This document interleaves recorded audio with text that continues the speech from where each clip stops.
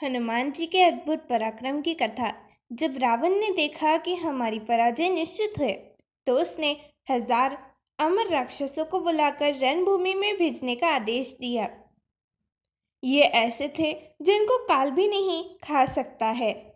विभीषण ने गुप्तचरों के समाचार मिलने पर श्री राम को चिंता हुई कि हम लोग इससे कब तक लड़ेंगे। हम अनंत काल तक युद्ध तो कर सकते हैं, पर विजय श्री का वरन नहीं। पूर्वजक तक दोनों कार्य असंभव है। अंजनानंदन हनुमान जी आकर वानर वाहिनी के साथ श्री राम को चिंतित देखकर बोले, प्रभु क्या बात है। श्री राम के संकेत से विभीषण जी ने सारी बात बतलाई। अब विजय असंभव है। पवन पुत्र ने कहा, असंभव को संभव और संभव को असंभव कर देने का नाम ही तो है हनुमान। हे प्रभु, आप केवल मुझे आज्ञा दीजिए, मैं अकेले ही जाकर रावण को मार अमर सेना को नष्ट कर दूंगा। परंतु कैसे हनुमान, वे तो अमर है। श्री राम जी ने कहा, प्रभु इसकी चिंता आप ना करें, बस सेवक पर विश्वास करें। हनुमान बोले। उधर रावण ने चलते समय राक्षसों से कहा था, वह हनुमान नाम का एक वानर है, उससे जरा सावधान रहना। एकाकी हनुमान जी को रणभूमि में देखकर राक्षसों ने पूछा, तुम कौन हो? क्या हम लोगों को देखकर भय नहीं लगता जो अकेले रणभूमि में चल आए? मारुति बोले, क्यों आते समय राक्षस राज रावण ने तुम लोगों को कुछ संकेत नहीं किया था जो मेरे समक्ष निर्भय खड़े हो? निशाचरों को समझते देर न लगी कि ये महाबली अनुमान है।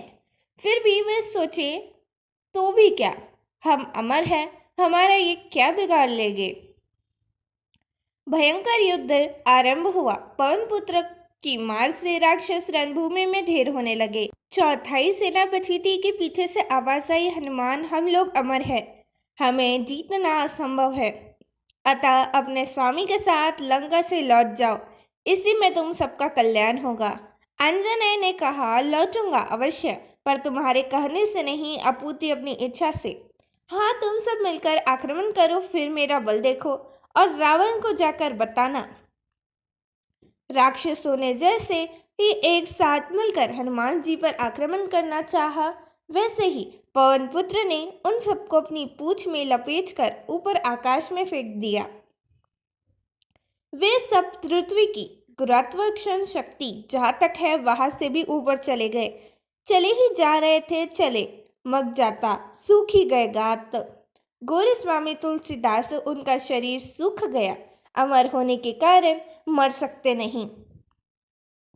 अतः रावण को गाली देते हुए और कष्ट के कारण अपनी अमरता को कोसते हुए अभी भी जा रहे हैं।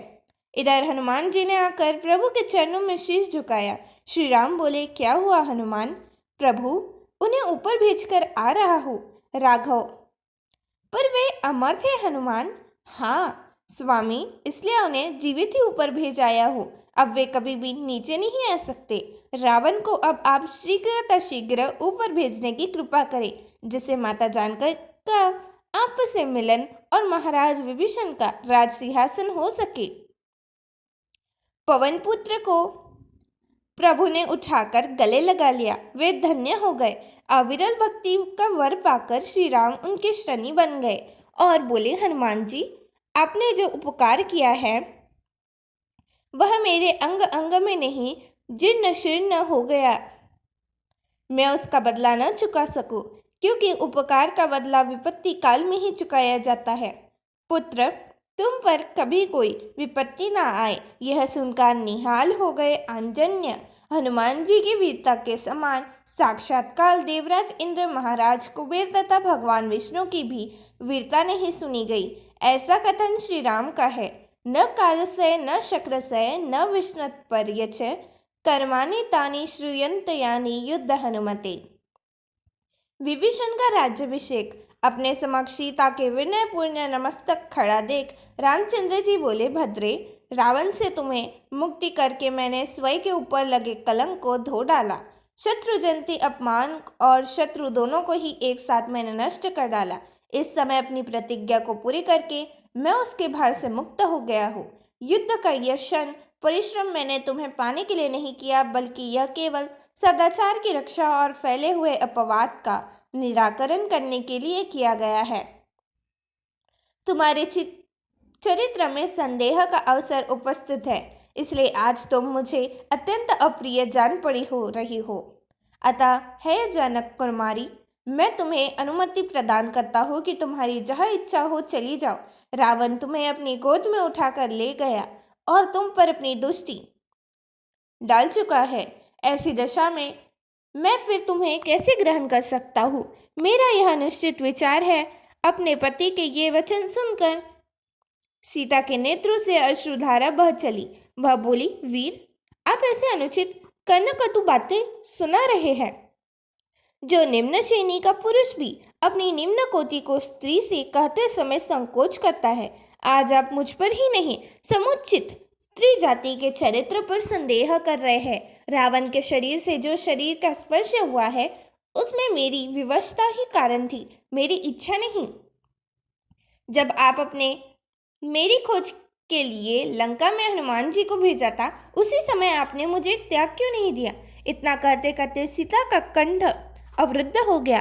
फिर मैं लक्ष्मण से बोली, सुमित्रा नंदन, मेरे लिए चिता तैयार कर दो।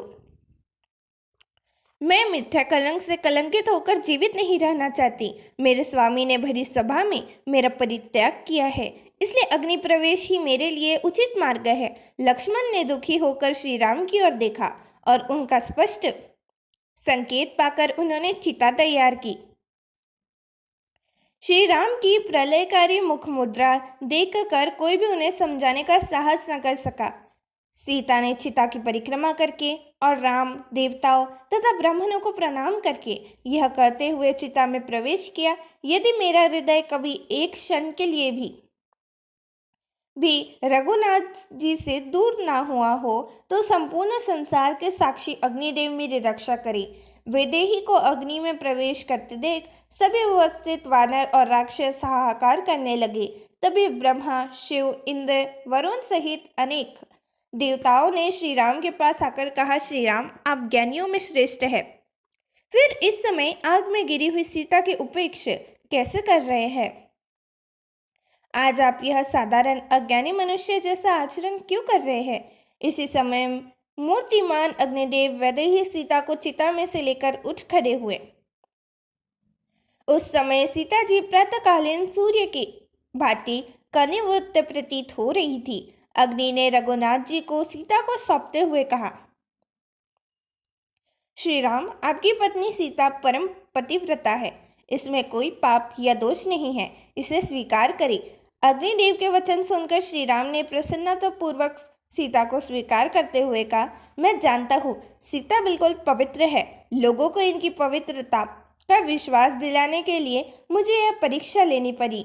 आप सब लोग मेरे हितैषी हैं, इसलिए कष्ट उठाकर इस समय यहाँ पधारे हैं। राम के वचन सुनकर महादेव जी बोले, श्री राम, दुष्ट दलन का कार्य संपन्न हुआ। अब आपको शीघ्र अयोध्या लौटकर माताओं, भरत, पूर्ववासियों आदि की व्याकुल प्रतीक्षा के घड़ियों को समाप्त करना चाहिए। देखो, सामने आपके पिता दशरथ जी विमान में विराजमान हैं।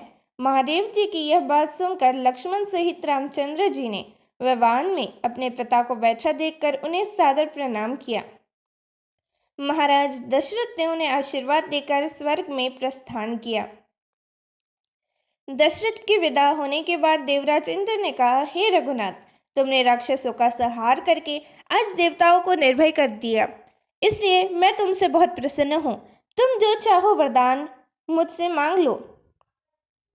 इंद्र को प्रसन्न देख श्री राम बोले, हे देवराज, यदि आप मुझ पर प्रसन्न हैं तो मेरी प्रार्थना है कि मेरे लिए पराक्रम करते हुए वानर देय जो वीर यमलोक को चले गए हैं, उन्हें नवजीवन प्रदान कर पुनर्जीवित कर दे और वे पुनर्तः स्वस्थ होकर मुझसे मिले। इंद्र से प्रसन्नपूर्वक श्री राम की इच्छा पूरी कर दी गई। धन्यवाद।